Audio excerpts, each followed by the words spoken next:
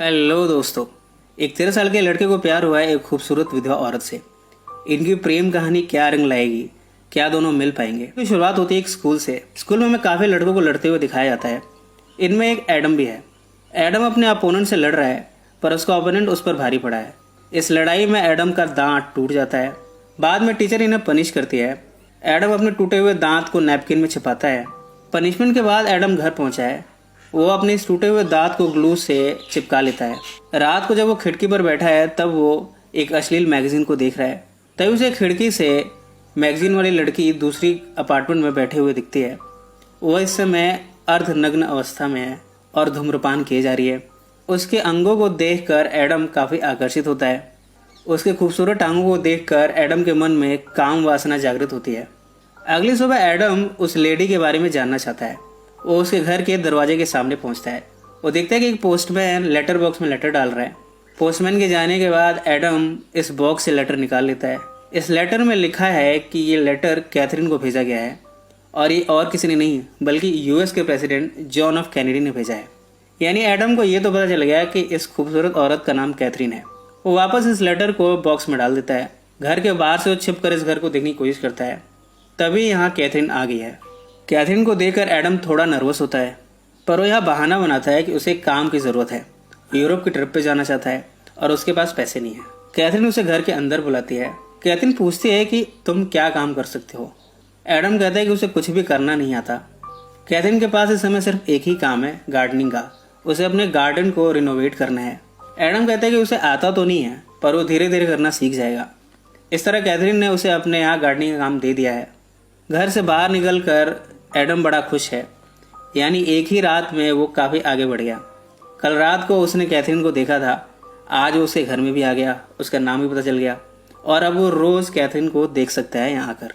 भले ही काम के बहाने, पर उसकी एक मुराद तो पूरी हो ही गई। इसके बाद हम एडम को स्कूल में देखते हैं।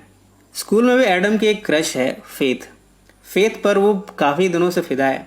फेथ भी अक्सर एडम को देख लेती है। आज जब दोनों मिले हैं तो फेथ उसे इशारों इशारों में एक्सेप्टेंस दे रही है। एडम फेथ से पूछता है, क्या तुम मेरे घर चलोगी? फेथ कहती है कि मैं तुम्हारे घर आकर क्या करूं? एडम बहाने बनाता है कि दोनों घर पे बैठकर वीडियो रिकॉर्डिंग सुनेंगे, गाने सुनेंगे। इतने में टीचर पीछे से आ जाती है।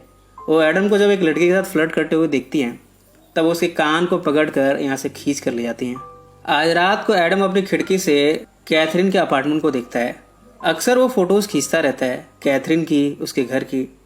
वो नीचे देखता है कि कोई शख्स अपनी कार से उतरा है। उसके साथ कुछ और भी लोग हैं। ये और कोई नहीं बल्कि यूएस के प्रेसिडेंट जॉन एफ कैनेडी हैं। एडम इन सब की तस्वीरें खींचता है। प्रेसिडेंट कार से उतरता है। वो कैथरीन के साथ चुंबन क्रिया करता है। इसके बाद दोनों घर के अंदर जाकर हम बिस्तर होते हैं। एडम को ये जानकर हैरानी हुई है कि कैथरीन का चक्कर चल रहा है प्रेसिडेंट से। अगली सुबह वो गार्डनिंग का काम करने पहुंचा है और कैथरीन से इस बारे में पूछता है।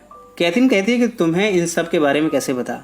एडम कहता है कि वो खिड़की से सब कुछ देख रहा था, उसने कुछ तस्वीरें भी खींची हैं। कैथरीन पहले तो कहती है कि जॉन एफ कैनेडी सिर्फ उसका दोस्त है, यानी उसके और प्रेसिडेंट के बीच में कुछ भी नहीं है। पर इस समय एडम के मन में ईर्ष्या है। वो कैथरीन को किसी और के साथ नहीं देख सकता। उसे पूछता है कि उसके बेटे की क्या कहानी है। दरअसल एडम को उसके पेरेंट्स ने पहले ही कैथरीन से मिलने से मना किया है। जब एडम ने इस बारे में पूछा तो उसके पेरेंट्स ने कहा कि कैथरीन का पहले एक बेटा था, अब वो कहाँ है किसी को नहीं मालूम। यानी कैथरीन को बच्चों की देखरेख करनी नहीं आती, इसलिए उसके पेरेंट्स ने एडम को कैथरीन से दूर रहने को कहा था। इस बारे में एडम कैथरीन से पूछता है कि उसका बेटा कहाँ है। कैथरीन कहती है कि तुम्हें मेरे बेटे के बारे में कैसे पता? एडम बताता है कि उसके पेरेंट्स ने इस बारे में बताया है। एडम आगे भी कहता है, अगर तुम्हारा बेटा था इसका मतलब तुम्हारा हस्बैंड भी रहा होगा, अब वो कहाँ है? कैथरीन कहती है कि वो जा चुका है। इसके बाद कैथरीन और कोई जवाब नहीं देना चाहती, वो यहाँ से चली जाती है। थोड़ी देर में जब कैथरीन यहाँ से निकली है तब वो सज धज कर निकली है।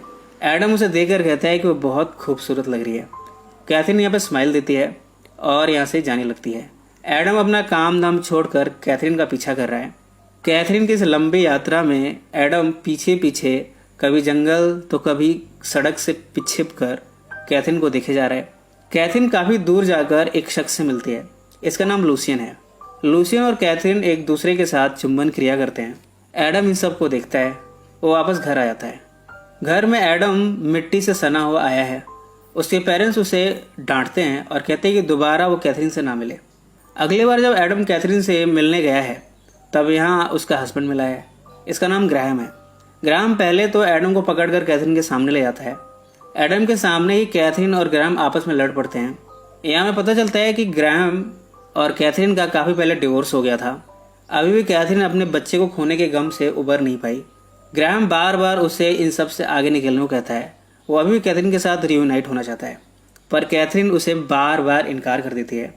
इस बार भी वो ग्राहम को यहाँ से भेज देती है। एडम ग्राहम का पीछा करता है। ग्राहम लूसियन से मिला है और उसके साथ ही डॉक्टर वेल आया है।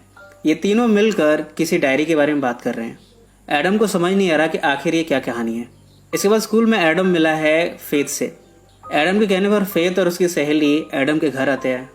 यहाँ फेथ और एडम एक दूसरे के साथ बैठे हुए आपस में चुंबन क्रिया शुरू करते हैं। जब एक दूसरे को किस कर रहे हैं कि तभी फेथ के मुंह में एडम का टूटा हुआ दांत आ गया है। ये सब देखकर फेथ बड़ी ऑकवर्ड होती है। वो एडम से कहती है, पहले तो अपने दांत ठीक करा लो, उसके बाद मुझे फ़ोन करना। इस तरह एडम की ये डेट फेल हो गई है। एडम बाद में कैथरीन से मिला है। वो ग्राहम और लूसियन की मुलाकात के बारे में बताता है। वो ये भी कहता है कि उनके साथ कोई तीसरा शख्स भी था, डॉक्टर वेल। कैथरीन कहती है कि तुम इन सब की फिक्र मत करो, मैं ये सब देख लूँगी। कुछ दिनों के बाद एडम जब दोबारा कैथरीन के घर आया है तब यहाँ कोई नहीं है। वो कैथरीन की डायरी को देख लेता है और इसे लेकर अपने घर आ जाता है। एडम और कैथरीन की मुलाकातें अक्सर होती रहती हैं। एक बार कैथरीन एडम को ड्रिंक पिलाती है। एडम यहाँ उसके साथ पेंटिंग करने की इच्छा जाहिर करता है। एडम और कैथरीन एक साथ पेंटिंग शुरू करते हैं। पेंटिंग करते हुए दोनों रंगों से खेलने लगते हैं। दोनों के बीच यहाँ होली खेली जाती है। इस समय एडम मौका पाते ही कैथरीन को बार बार देखता है। उसके अंदर काम वासना जागृत होती है। वो कैथरीन को स्पर्श करना चाहता है। वो कैथरीन को जैसे ही किस करने जाता है, कैथरीन उसे इनकार कर देती है। इसके बाद एडम अपने घर आ गया है। एडम को पेंट से सना हुआ जब उसके पेरेंट्स दिखते हैं तब वो कहते हैं कि अब से वो कभी कैथरीन के घर नहीं जाएगा। यहाँ तक कि एडम के फादर ने एडम की मदर को वर्क फ्रॉम होम लेने की आज्ञा दी है। इस तरह एडम की मदर अब एडम पर नज़र रखेंगी। एडम कैथरीन के प्यार में इतना दीवाना है कि वो डायरी को अपने सीने से लगाकर सोता है। कुछ समय के बाद खबर मिली है कि प्रेसिडेंट की डेथ हो गई है। एडम कैथरीन के घर जाता है। वो देखता है कि कैथरीन काफ़ी उदास है। वो उसे सहारा देने जाता है। मौका पाते ही वो कैथरीन को किस करता है। कैथरीन भी उसे इसकी इजाज़त देती है। इसके बाद दोनों एक दूसरे के साथ चुंबन क्रिया शुरू करते हैं। एडम कैथरीन को किस करता हुआ अपने हाथों से उसके अंगों को स्पर्श करता है। कैथरीन यहाँ पर उत्तेजित होती है। दोनों एक दूसरे के साथ रति क्रिया करते हैं कि तभी कैथरीन को होश आता है। उसे लगता है कि ये सब गलत है। वो एडम को बीच में ही रोक देती है। एडम यहाँ से अपने घर आ जाता है। घर पर वो अपनी माँ को भी प्रेसिडेंट की मौत के दुख में रोते हुए देखता है। अगली सुबह कैथरीन एडम के घर आई है। एडम की माँ उसे एडम से मिलने नहीं देती। कैथरीन कहती है कि एडम के पास उसकी एक कीमती चीज़ है, उसे वो चाहिए। इसके बाद कैथरीन यहाँ से चली जाती है। कैथरीन जब अपने घर पहुंची है तब उसका हस्बैंड फिर से उसे मिलने आया है। वो कहता है कि अगर कैथरीन डायरी लूसियन को दे दे तब ये दोनों आज़ाद हैं और यहाँ से कहीं दूर जा सकते हैं। अगले दिन फिर से एडम को एज यूजुअल सजा दी गई है। उसे चर्च में भेजा गया है अपने क्राइम को कन्फेस करने के लिए। दरअसल वो मरे हुए प्रेसिडेंट की रिस्पेक्ट नहीं कर रहा और इसलिए उसे सजा दी गई है। जब चर्च में एडम बैठा है तब वो कैथरीन को यहाँ पर देखता है। कैथरीन कहती है कि वो एडम की आंटी बनकर स्कूल वालों से परमिशन लेकर इस चर्च में पहुंची है। कैथरीन यहाँ एडम से कहती है, अब मैं इंडिया जा रही हूँ। हालांकि मुझे वहाँ की लैंग्वेज नहीं आती, पर मैं वहाँ शांति ढूंढूंगी। मैंने सुना है वो काफ़ी अच्छी जगह है रहने के लिए। एडम मुझसे पूछता है, क्या अगर मैं उम्र में बड़ा होता तो क्या तुम मुझसे प्यार करती? कैथरीन इस समय एडम को किस करती है और इस बात की कंफर्मेशन देती है कि हाँ, वो भी एडम को पसंद करती है। पर कैथरीन यहाँ ये भी कहती है कि उसे वो डायरी चाहिए। ये डायरी उसकी मौत और ज़िंदगी का सवाल बन गया है। एडम उसे वादा करते हैं कि आज दोपहर को 3:30 बजे वो हर हाल में डायरी उसे दे देगा। यहाँ दोनों एक दूसरे से विदा लेते हैं। एडम अब जानता है कि शायद वो कैथरीन को दोबारा ना देख पाए, इसलिए उसकी आंखें नम हैं। एडम जब घर पहुंचा है तब यहाँ वो दूसरा ही नज़ारा दिखता है। उसके फादर से मिलने लूसियन आया है। एडम अपने रूम में जाकर डायरी को चेक करता है। डायरी यहाँ नहीं है। वो अपने फादर पर गुस्सा होता है। उसके फादर कहते हैं कि एडम को इन सब चीज़ों पर फोकस नहीं करना चाहिए। एडम जान चुका है कि उसके फादर ने डायरी लूसियन को दे दी है।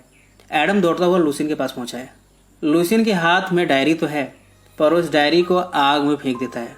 एडम अपनी आंखों के सामने उस डायरी को जलता हुआ देख रहा है। वो काफ़ी इमोशनल होता है। लूसियन कहते हैं कि वो कैथरीन से बस डायरी चाहता था। अब बेचारी कैथरीन आराम की नींद सो रही है। एडम भागता हुआ बाहर आता है। सीढ़ियों के नीचे वो कैथरीन की लाश को देखता है। उसे देखकर वो काफ़ी इमोशनल होता है। भावुक होता हुआ एडम उसकी आंखें जो कि खुली हुई हैं उसे बंद कर देता है। पीछे मुड़कर देखता है तो उसके फादर आने की कोशिश कर रहे हैं, जबकि लूसियन उसे रोक रहा है। इन सब बातों को कुछ दिन बीते हैं। एडम को कैथरीन के द्वारा एक पार्सल रिसीव हुआ है। एडम इसे खोलकर देखता है। इसमें पेंटिंग्स के अलग अलग टुकड़े हैं।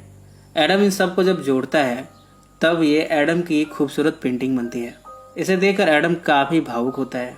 उसके पेरेंट्स भी इस समय काफ़ी रो रहे हैं। यहाँ एडम ये रियलाइज़ करता है कि कैथरीन उसे कितना प्यार करती थी। मरने से पहले कैथरीन ने इसे पार्सल कर दिया था एडम के लिए, यानी मरते वक्त भी वो सिर्फ एडम के बारे में सोच रही थी।